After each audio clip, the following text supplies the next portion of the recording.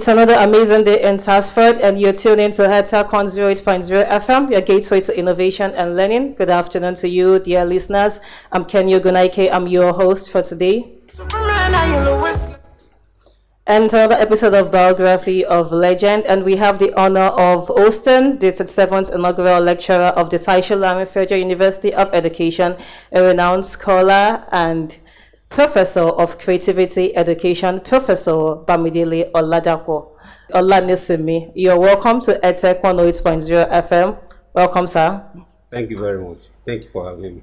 Yes, sir, you're welcome to the studio, and we are pleased to have you here in EdTech Radio. And congratulations, sir, on your forthcoming inaugural lecture.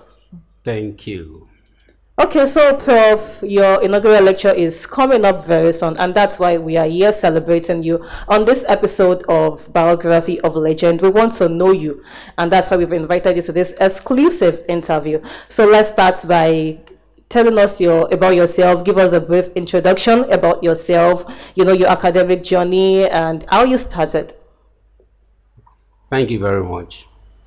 Let me commend the efforts in this innovation and creativity in action that I see in Tapsfed. It's a good thing that is coming up.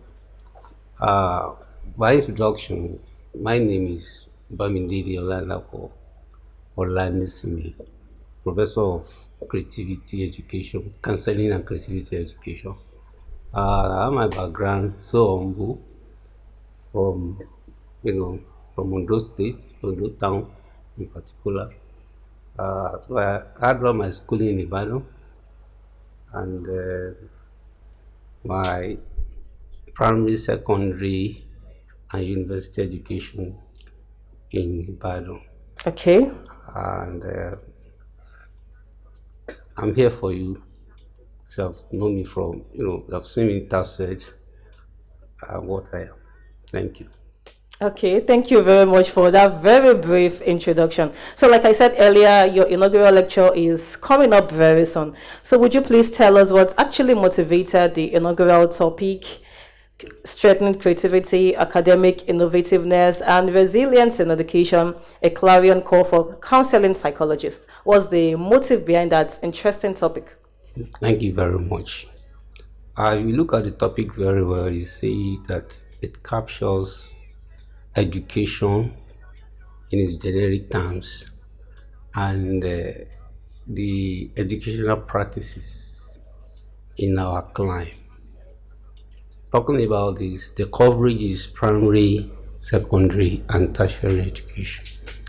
And here we have three pillars for education or any educational institution. That's 1, instruction, 2, administration, and 3, counseling. The first 2 is what we prioritize. That's what we budget for. That's what we monitor. That's what we supervise. That is what we invest on massively at the expense of the third pillar, which is counseling and behavioral modification. You agree with me? Awarding a degree or educational certificate is on the basis of learning and character. So you learn by instruction, and instruction is administered by the experts, neglecting the counseling aspect of it. So the course of this work will showcase counseling psychology as a third force of the educational system. What it is, what it can offer, okay, and if it is not there, what the implication will be. And this you can really see through creativity, innovativeness, creativity, academic innovativeness, and resilience. Creativity is a natural ability for every human being to create or produce unique and original idea on your own. Whichever condition you find yourself, just find a way out by creating about 10 solutions to one problem. Then the innovativeness factor is on two levels: the educational level, then the individual level. At the educational level, the e-readiness, how compliant is an institution, is, to key into the technologies. Use of Flipboard, use of, so many educational devices for learning delivery. Then at individual level, the students, the learners on their own, how ready are they to learn? How computer compliant are they? Are the computer even available? If they are available, are they accessible? If they are accessible, how usable? The usability. These questions will be answered in the course of the lecture. And more importantly, the importance of counseling resources in any education institution can never be overemphasized. Yes. Because counseling is not meant only for students, it's meant for staff as well. It safeguards the mental health of every individual. You see, no matter how little or modest your work, there is a tendency for fatigue, for stress, for burnout, yes, for discomfortability of any sort. So, as an alibi, and it needs to attenuate your mental health from time to time. And the mistake that many of us actually make is that we wait until we have challenges before we go for counseling. We are not aware that there is what we call preventive counseling, where you are evaluated, just like you are meeting your medical doctor for the normal test, and you see the status of your mental health, your vulnerability to stress, and how you can really handle that. So we're going to showcase all this just to ensure that counseling resources in every educational institution is taken more seriously and put into use. So by so doing, you begin to see that the various challenges that students pass through, learners pass through, what can build resilience in them? Resilience actually means the student's ability to withstand stress, and to keep going in the course of challenges. Of course, can't come for a degree in any institution, not come across challenges. To come at every point. Yeah, at every point, academically, emotionally. Yes. And for students that are not able to really cope, adjust very well, they withdraw. Even some will become professional students, So to now help students that are not able to be resilient, the counseling resources are there to really leverage on, and more importantly, in creativity, you learn and you get empowered. Thank God for both activities. Vocational and entrepreneurial studies. Creativity makes you to put all this into action. So by the time you graduate, you will make money daily, weekly, monthly, and yearly. Then you become a very functional citizen in society. Thank you. Well, that's very interesting, Sayid. I wanted to ask you that how does this your lecture relate to current issues, but you've really explained that. So just move on to the next question. So, Prof, you've been a professor for many years. You've done a lot. You have social life. You have different things you do. So how do you actually balance being a professor to administrative work to research and everything? It can be overwhelming at times. And then you being a psychologist also, you have other things you do, other people you actually mentor. So how do you balance all this overwhelming tasks together to become a professor and get to the peak of your career now? Well, that question sounds simple, but very Complex. demanding. Demanding. Okay. Well, in a journey of 2 decades, because my sojourn in Tasfa is about 2 decades now. That's 20 years. Yeah, Wow. and the major thing I consider a challenge is motion. Motion. Yeah, Like because transit, meeting from on traveling transit, from one traveling. place to Okay. the other, and this is because my family does not stay in Djibouti. Oh. We reside in UI in Ibadan, and all this while it has been going and coming, to and fro, in addition to other academic journey, things like that.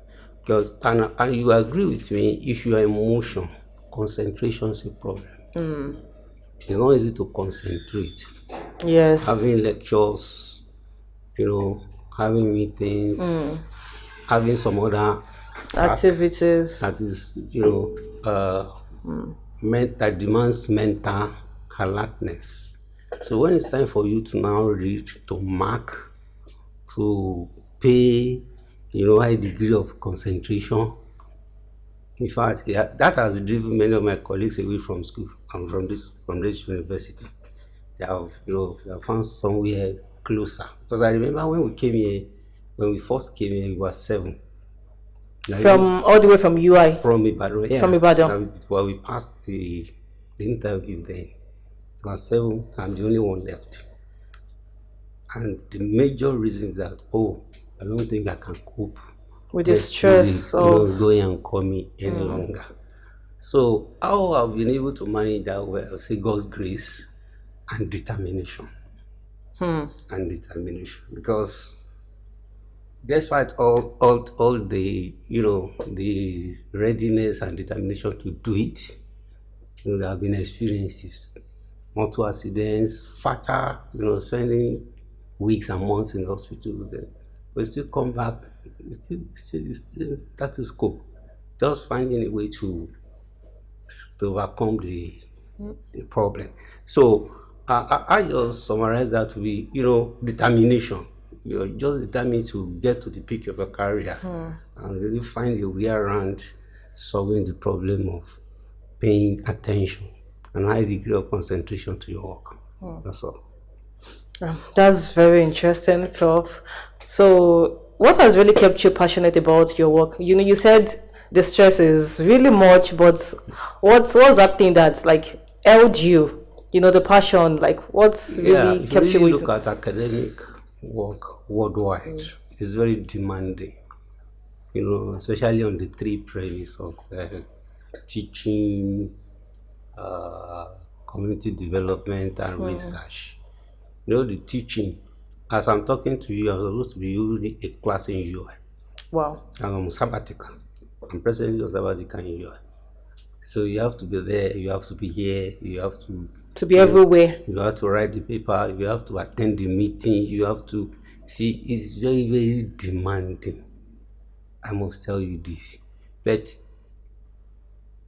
you just find a way around it. You find a way around it to solve the problem, so that and what actually kept me going is seeing the products over the years, the graduates that are doing well.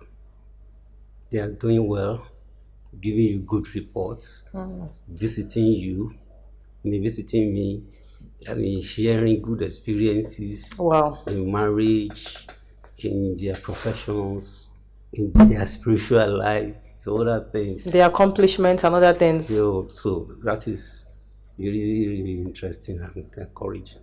So the positive results has kept you going for a very long time. Yes, seeing the graduates doing very well. And I think that's the prayer of every teacher or lecturer. Who was a parent to see your products doing very well. Yeah. Yes. So no matter the amount of teaching and research or community work you do, if there is no results, it amounts to very little or nothing.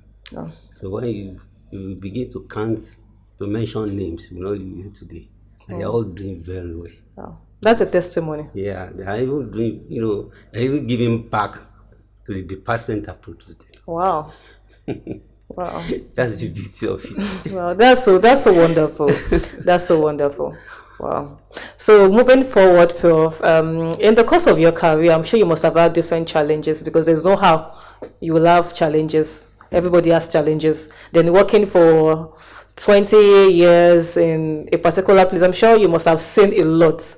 So tell us about the challenges you've experienced? What did you learn from it, the setbacks, and most importantly, how were you able to overcome all these challenges that came your way? Well, life itself is a challenge, and life is not a easy journey. Yes, that's Even true. if you are even if you are from a very rich home, you have everybody around you to to support you. Yeah, still that is your responsibility, and that if you don't know how to really drive home your point, you begin the same thing many times without the results. So what I consider a major challenge is just working with people. I've got to learn how to work with difficult people. Yeah, because you can't expect everybody to be easy. No matter how good is your goal as a human being, some people will be there to want to see how serious you are with that goal. So the more you can really establish your goal yourself, the more you can impress them, and the more you can have your way. So that's the major way. So that's why it's not easy. To get the promotion, you have to put up your paper for submission, for scrutiny, for assessment. You know, to you is good. To other people, say it's not enough. So you have to work hard. You just have to work. So that's life. So, but if you are the determined type, you are the determined type, and you just keep going, then you get the goal. Wow. That's so touching. That's so touching. Okay, so Prof, let's take a short break, musical break. So when we're back, we'll continue. Problem. All right. More music on nigerhighlife.com. Welcome back. You're still tuned into EdTech 108.0 FM, your gateway to innovation and learning, and we are still hosting Professor Bamidele Olanisimi here on EdTech Radio. Professor, you're welcome to EdTech Studio once again. Thank you once again. Okay, so let's continue with our interview. The reason we've called you here. So, Prof, we want to know you more on personally, beyond you being a professor here in Taswed. So, Prof, would you please tell us what you do, like aside from academia? If you aren't into lecturing and all of that, what will you be doing presently? Okay. Thank you for that question. Well, Bamidele, you can just call it short form daily. Okay. And that daily is in many dimensions.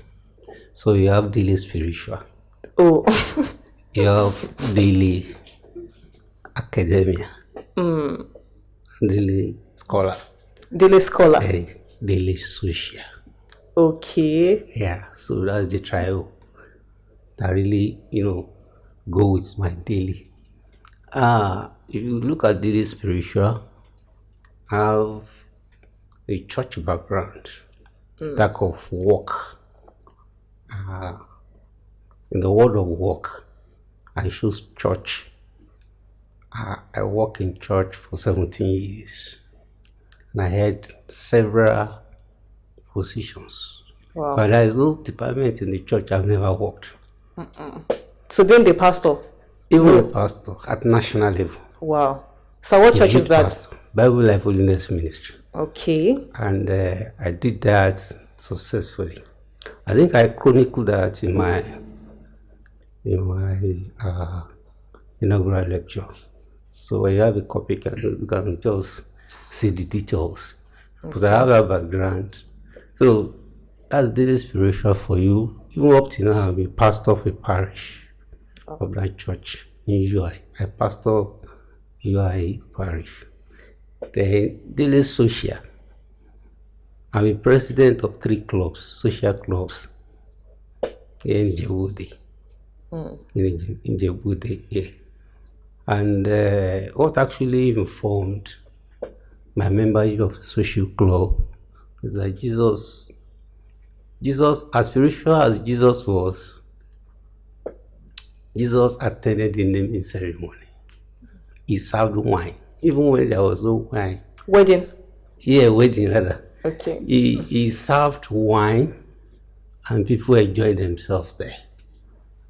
Though there was no record that Jesus took wine. I'm not here to say that Jesus actually took wine, but he witnessed where people were taking wine and they enjoying themselves, irrespective of their social status in the society. So he was able to relate with everybody. So we have Jesus Christ, the social. He has his own social aspect of life. So if you have daily social, I don't think that is out of context. Okay. You know. So looking at this, you see that I try to be holistic as a human being. I try to be functional. Then in academics, I've tried the little best I can do, in Nigeria and beyond in terms of scholarship and academic output. So I'm still doing it, and I'll continue to do it. But more importantly, this daily is in for creativity and academic innovativeness. We look up to a situation where every higher institution in Nigeria will be innovative by having the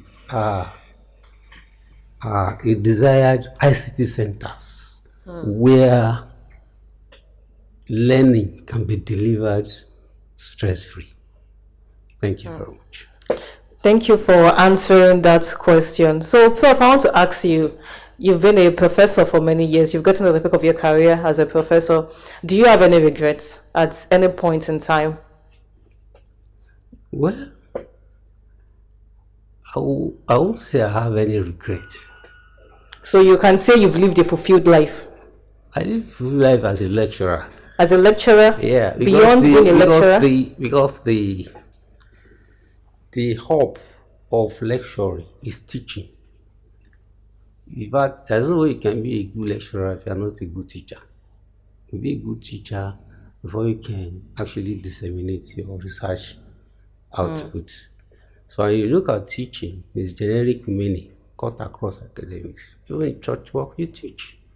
Even at the home level, as parents, you bring your family together, you teach some concepts, you teach some morals, you teach some things that can actually make them, that can affect change in character and behavior.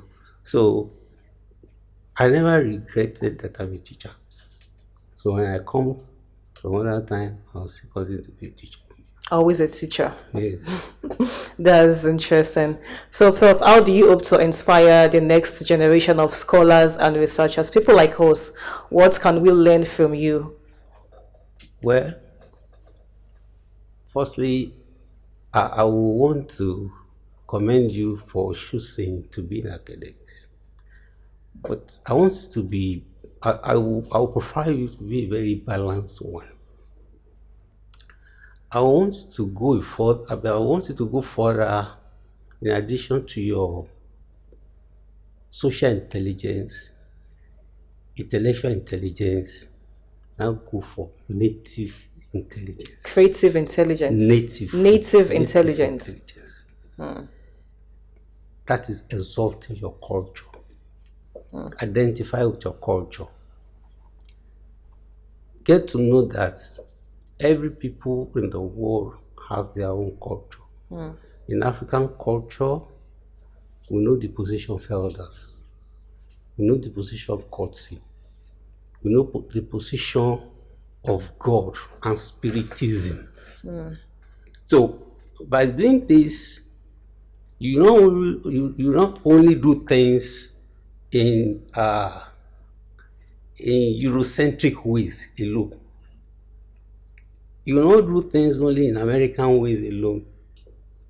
You will not be westernized beyond consideration. You'll be wiser even in the culture of your own land. A lot of people are running into trouble. You see, you agree with me? In this country, you have many professors that hold political positions. And at Yes. the end of it, they messed up. They messed up. It could be in electoral process, it could be in one parastatal agency or department. And if you actually look, they are not the one directly involved in that, whatever that is causing the trouble. That's true. But because of their little attention paid to native intelligence, they are caught in the web. They are professors, they are socialites. They have traveled around the world. But in the culture where they operate, they are illiterate. So when they are paying for that, nobody was there to really help them. I would advise the upcoming academics, let them know about their culture. Not the culture. How do you relate with different people, elderly people, whether they are literate or not? How do you respect the norms? How do you actually express your intent in a way that other people will see the way you are bringing it? Right? So if you're able to do that, I tell you, it's one thing to reach the peak, it's another thing to remain there. And I pray for you as you reach the peak, you remain there, you sustain, and you be fruitful. Thank you. Amen to your prayers, sir. Thank you very much for the words of encouragement. So the last question I'll be asking you before we conclude this interview is about your inaugural lecture once again, which is the reason we are all celebrating you today. What should we expect from the inaugural lecture? What are we taking home, your audience? Well, as I mentioned at the beginning of the interview,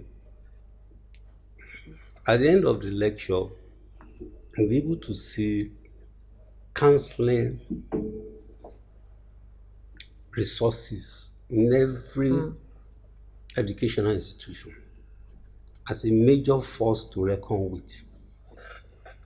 As we budget for instruction, when I say instruction, I mean different disciplines, different subjects, and their specialists, administration. So we should consider counseling as well, because it's the force that actually enabled the institution to confer a certificate on a graduating learner or a graduate on the basis of character.